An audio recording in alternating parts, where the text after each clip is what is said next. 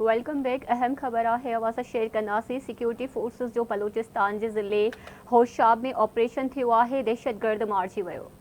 Operation दौरान security forces ऐं दहशतगर्दनि में शदीद फायरिंग। ISPR जो चवण त फायरिंग जी ॾेवट में दहशतगर्द अली जान मारिजी वियो। 2 दहशतगर्द ज़ख़्मी। मारिजी वियल दहशतगर्द वटां हथियार ऐं धमाकेदार मादो हथ कयो वियो। मारिजी वियल दहशतगर्द केतिरनि ई कार्रवाइनि में मुलविस हो। अवांखे अपडेट कयूं पिया। अहम ख़बर आहे सिक्योरिटी फोर्सिस जो बलूचिस्तान जे ज़िले होशाब में ऑपरेशन कयो वियो। दहशतगर्द मारिजी वियो। ऑपरेशन दौरान सिक्योरिटी फोर्सिस ऐं दहशतगर्दनि में शदीद फायरिंग थी आहे।